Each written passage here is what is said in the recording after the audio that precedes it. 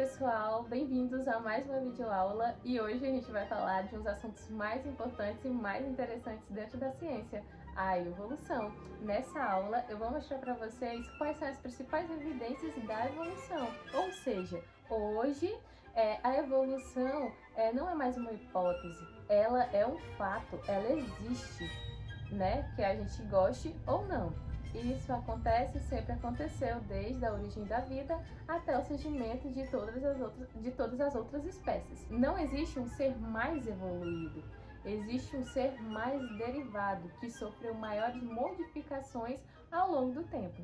Então, eu vou trazer aqui para vocês as principais evidências evolutivas. Existem várias, a gente vai ver algumas das provas da evolução, mas hoje eu vou mostrar aquelas que vocês têm que saber para poder estar por dentro do assunto.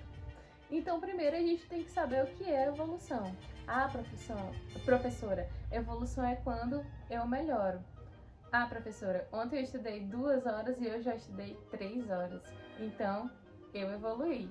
Tá, isso tá certo. Mas na biologia, isso tem a ver com a modificação, com o mudar. A mudança tem que ser passada também para as outras gerações. Isso nos faz perceber que evoluir não é algo necessariamente bom dentro da evolução biológica. Obviamente que você evolui, você tem uma modificação e passou isso adiante. Será que essa modificação é boa ou não? Pode ser que seja boa ou não para o ambiente, mas não seja tão boa para outro ambiente. Então, a gente vê isso no darwinismo, no larquinismo, que eles vão falar um pouco sobre isso, que a natureza, né, modifica o ser e que faz ficar adaptado àquele ambiente. Então, vamos começar. Uma das primeiras evidências são os fósseis, né? E os fósseis nada mais são do que restos de vestígios dos seres vivos que estiveram lá no passado, 26 milhões, trilhões, bilhões de anos atrás. E ele tem ali uma parte de ossos que, quando a gente encontra um fóssil, não é um osso cristalino, é um osso que sofreu uma mineralização e se transformou em uma rocha. E ele tem sua parte de osso, tá lá bonitinho, mas também pode ser tronco de árvores, pegadas, conchas, pode ser qualquer vestígio de restos de seres vivos que foi preservado durante esses milhões e bilhões de anos, certo?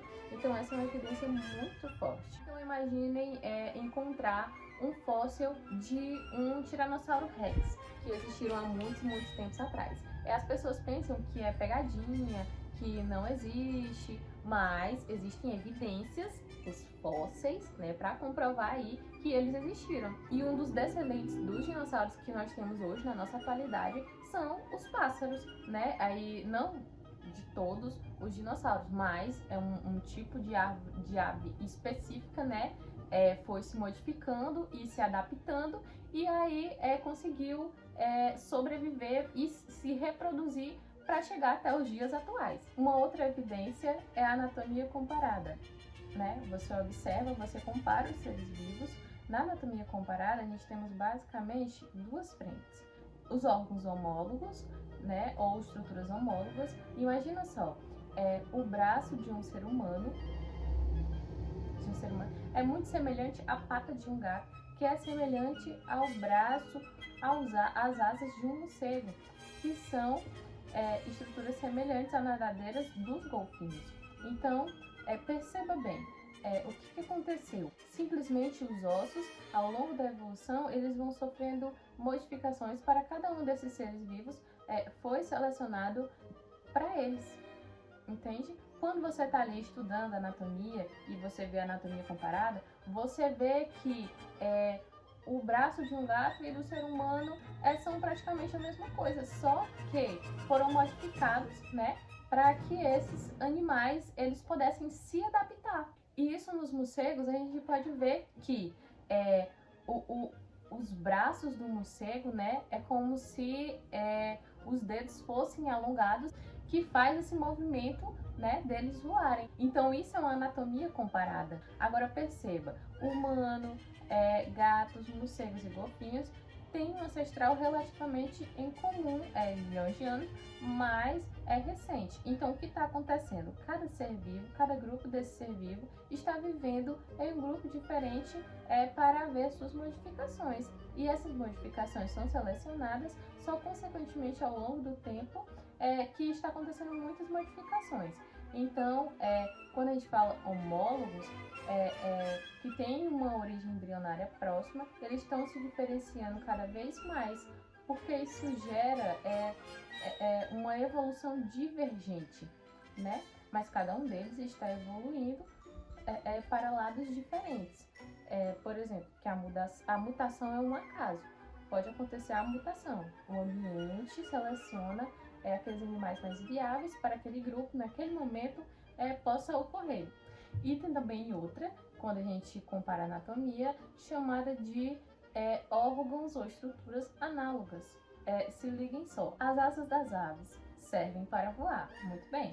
Agora as asas dos insetos também servem para voar. Então pense, são espécies distintas, distantes, mas por sofrerem processos seletivos semelhantes, acabam desenvolvendo estruturas com a mesma função, mesmo que embora tenham uma origem embrionária diferente.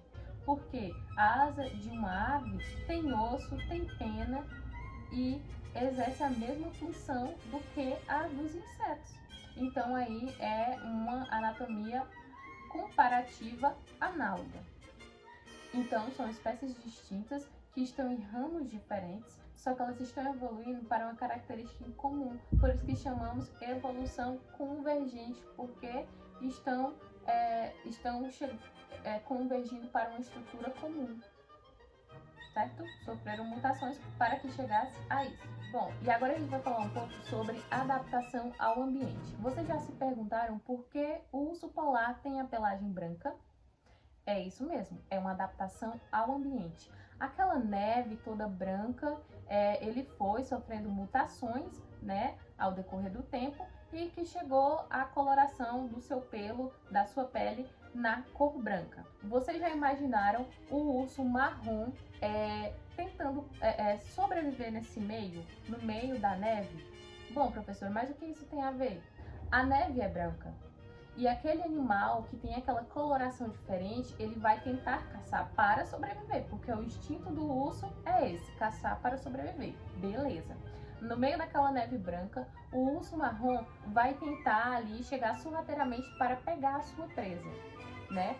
Então, a quilômetros de distância, aquela presa vai enxergar aquele urso. Por quê? Porque aquele urso tem a pelagem marrom. E o urso que tem a pelagem branca, ele vai conseguir se sobressair melhor, porque lá ele já é o meio que ele vive. Ele já está adaptado a viver naquele meio. Entenderam? E uma outra evidência de evolução, de adaptação ao ambiente é o mimetismo. É quando um animal se parece com outro. Tá, mas qual a vantagem desse tipo de evolução? Vamos lá. Pense em uma borboleta. Uma borboleta que ela é presa de um certo animal, daquela coloração. Uma borboleta com a coloração marrom, com os pigmentos laranja e outros brancos. Beleza. Aquela borboleta, ao longo do tempo, ela vai sofrendo mutações. Tá, sofreu mutações e aí, professora? Quando o animal, que é o predador daquele tipo de borboleta, enxergar aquela nova borboleta que se formou, que foi mutada, o que vai acontecer? Ele vai confundi-la com uma espécie de borboleta, por exemplo, venenosa. E não vai mais predar, não vai tentar mais caçar aquele tipo de borboleta. Então, essa também é uma adaptação ao ambiente que acontece aí nas nossas evidências evolutivas. Bom, pessoal, nossa aula encerra aqui.